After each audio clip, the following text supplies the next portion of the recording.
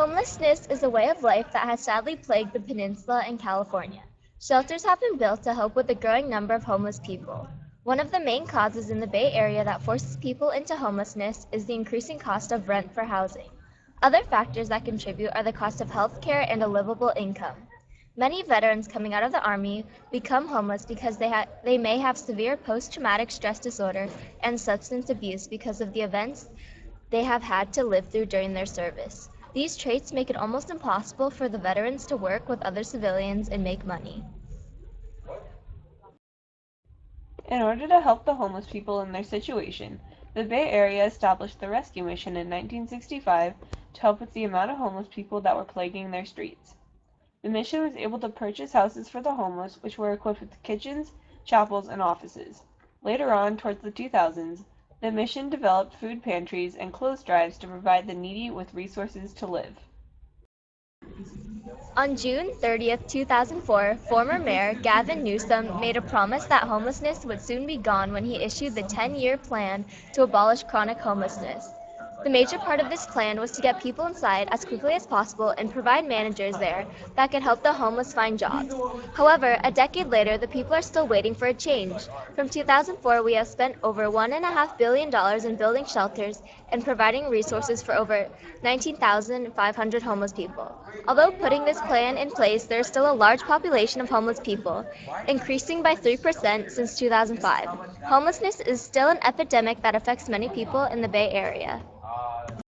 On a national level, there is a group determined to help those who are homeless called the National Alliance to End Homelessness. The alliance focuses on three aspects: improving homeless policy with federal policymakers to craft and refine the homelessness policies in the government, building capacity that works directly with communities to help them reinforce policies to reduce and end homelessness, and educating the public by publicizing their research on homelessness. According to the alliance, nationally, people are homeless because housing, food, medical care, and clothing are too expensive for them to afford. These are the same causes that also force people to become homeless in our community.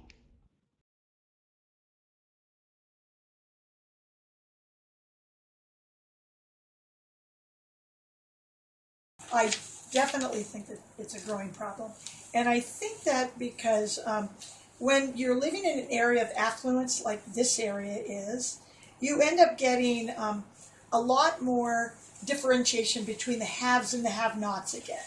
And as the whole explosion of this tech area here in Silicon Valley grows, you're seeing it's just one of the first things that's going for people is they can't afford to live here because the housing is too expensive. You see housing prices just jumping way up, but you're not going to see it in the in the minimum wage, which is for a lot of people who are homeless, they become homeless out of situations like that. And I think homelessness is also, can be prevalent in areas where the weather is nicer, and definitely in California, it's easier to live in a place where the temperature is more constant. So, but I think it's getting worse. I definitely do.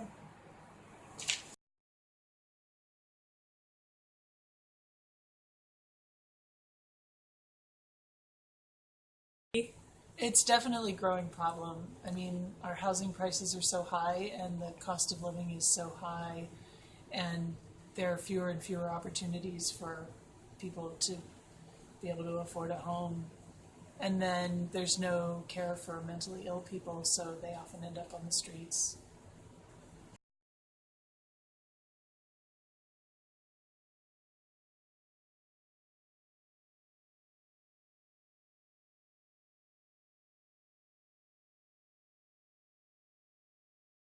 I think that the factors that contribute to becoming homeless are, again, like a ripple effect. Um, Obviously, it's a lack of money because you can't pay your rent. A lack of money comes from layoffs or from not a good a lack of a job or lack of a good job, meaning a job that pays well. A lack of a good job often comes from not having enough experience for a better job or lack of education to get a better job. I think in the end, one of the biggest things, factors that goes into it is education. A lack of education many times means a lack of a job that gives you enough money to live.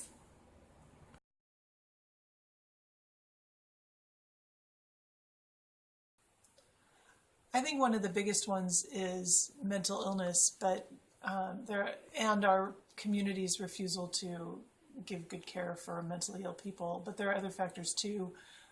Lesbian, gay, bisexual, transgender people, particularly teens, but also older people, often lose contact with their families and can't get by in the world. Health challenges that bankrupt people, push people onto the streets. Our economy favors, a certain kind of people with a certain level of education, and we're able to have places to live, but there are plenty of people in the world who can't make it in a housing economy and in a working economy like we have now.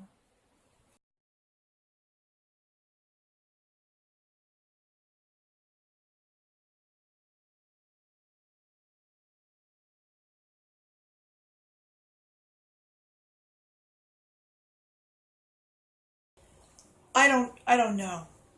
I know the circles that I am with, I think that there's a lot more positive.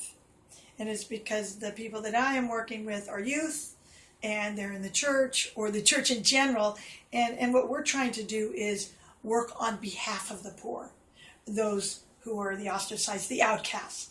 And so what I see are young people who want to help, who are positive, but part of that comes from they're educated, they're learning about what it means to care. So they don't need to be so afraid. And they realize that they can make a difference.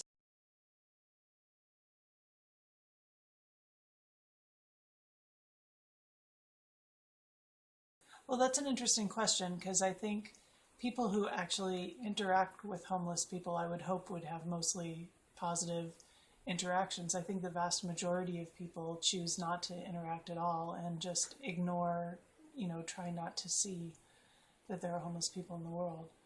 So in reality, homeless people probably have a lot more negative interactions with people, but for people who actually try to get involved and, have a conversation or, give someone some food or something that they need, hopefully, there are some positive interactions there.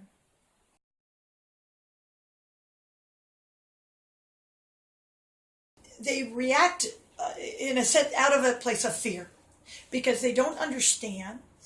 They think that they're trying to get something from them. They think that they're perhaps, getting into their personal space. And if they're standing on the side of the road, I think people feel ashamed that they're not helping, but they turn away pretending it's not there. And so I think that there is this feeling of uncomfortable, and just the feeling of uncomfortable in people who aren't homeless. So they just try to push away the homeless because they're afraid and because they don't understand. And the things that we don't understand, we just don't want them around because they make us uncomfortable. I think there are two reasons. I think that many people are afraid of people who are not like them, not living lives like theirs. And then also, I think it upsets us that people in our own communities, don't have homes. And so for both reasons, it's awkward for people who do have homes to talk with people who don't and who are living lives so radically different from ours.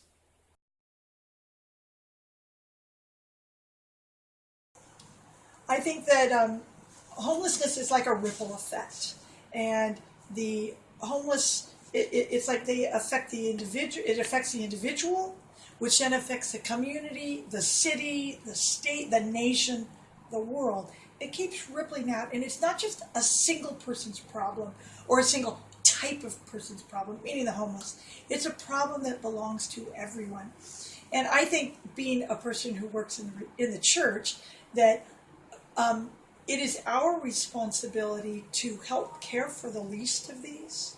And I think that I seem to be in relationship a lot more with the poor because of my role in the church. And I think that it absolutely homelessness affects the individual who's homeless.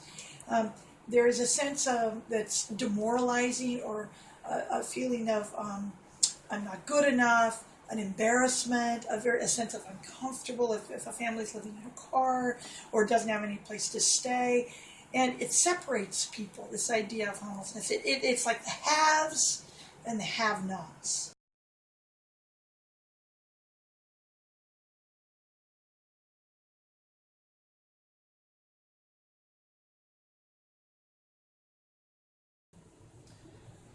People who are homeless have multiple health problems because they can't get health care.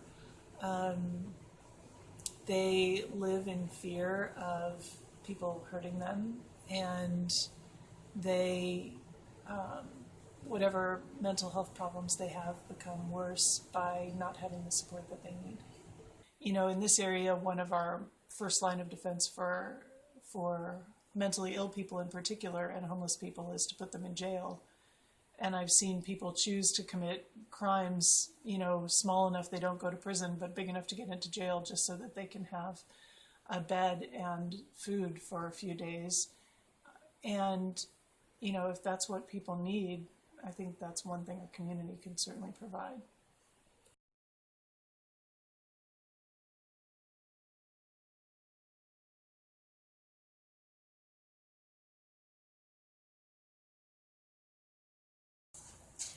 I think government has a lot of power. And I think the government could do everything to change homelessness. I don't think that it's a simple solution. I don't think coming up with answers is easy. I don't pretend to know exactly how to do it, because I think one thing that happens it's a domino effect. It triggers the next, the next, the next, the next. And I don't know all of the triggers when you're trying to change systems like this.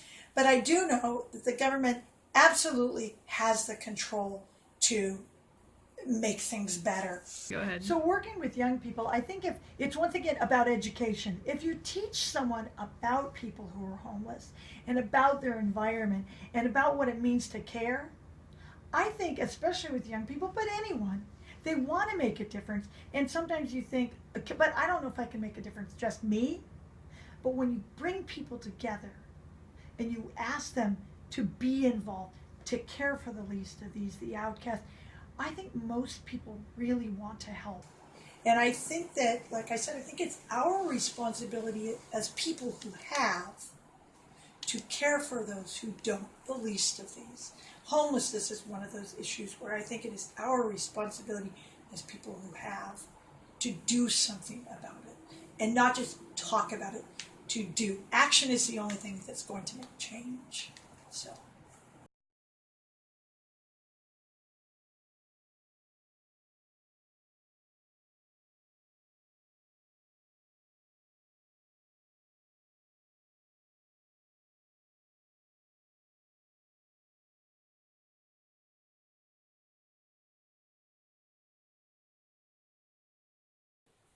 I think there are communities and governments around the country that are doing things to help homelessness, even radical things like providing housing and job assistance, and that turns out to be less expensive than the emergency medicine and policing often needed for homeless people.